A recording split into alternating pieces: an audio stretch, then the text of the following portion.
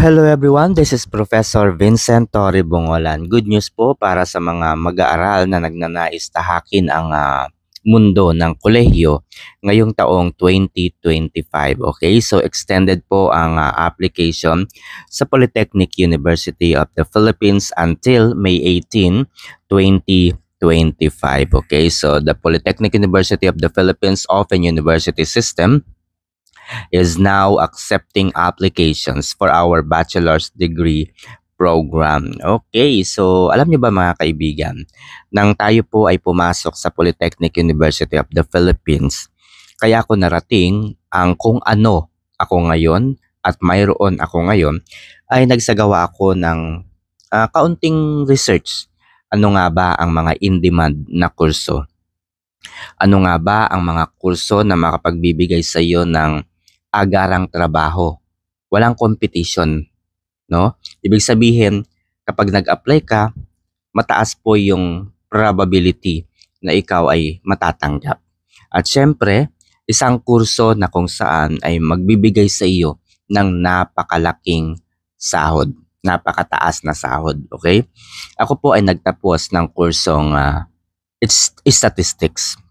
Okay, Bachelor in Applied Statistics. Siyempre, kapag nagtapos ka ng kursong statistics, ikaw ay magiging statistician, data analyst, no? Business intelligence analyst, at marami pang iba.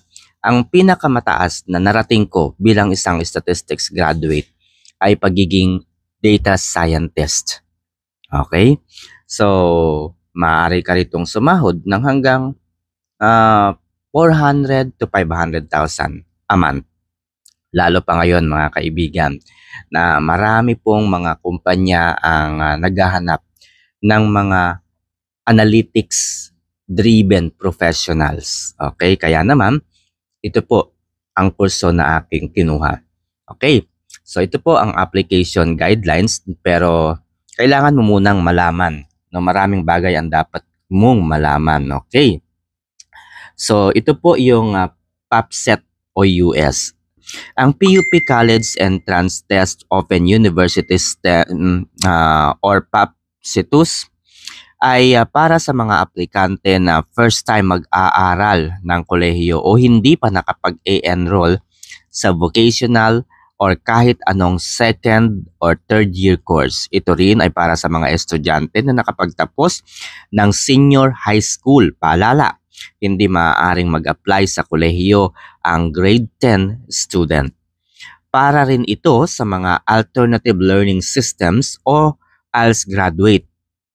Makikita ito sa Certificate of Completion kung may nakasulat na for college admission. Yan po ang PUPCETOUS. Ayan, so napakahalaga po na maintindihan po ninyo kung ano ang ibig sabihin ng PAPSETUS. Okay. So, yun po, no, good luck po no sa mga estudyante na yan. Siyempre, meron po tayong isa pang tinatawag dito na PUPOUS AET. Ano naman po ang ibig sabihin ng PUPOUS AET? Ang Polytechnic University of the Philippines o US Admission and Evaluation for Transferees o PUPOUS AET. Okay. So sa mga transferee naman po ito, no, ay para sa mga estudyante na huminto ng pag-aaral sa kolehiyo at mga estudyante ng TESDA o vocational program na huminto o nakapagtapos. Para sa mga huminto sa kolehiyo, kailangan ng transcript of records o certificate of grades with honorable dismissal, okay? Or honorable dismissal. Para sa mga aplikante na nakapagtapos o di nakapagtapos ng kanilang TESDA at vocational programs, kailangan ng transcript of records or certificate of grades. Ayan. So yan po ang mga bagay na dapat mong malaman. Ang PUPCET o US at syempre PUP o US AET.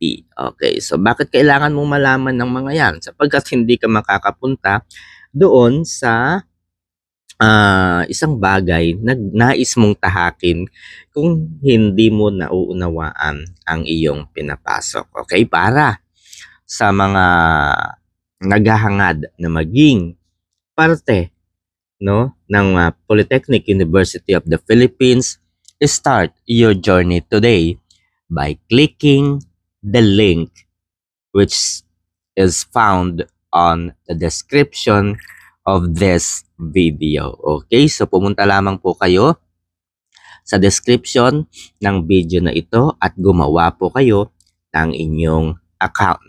Okay, so online po ang pag-a-apply sa Polytechnic University of the Philippines.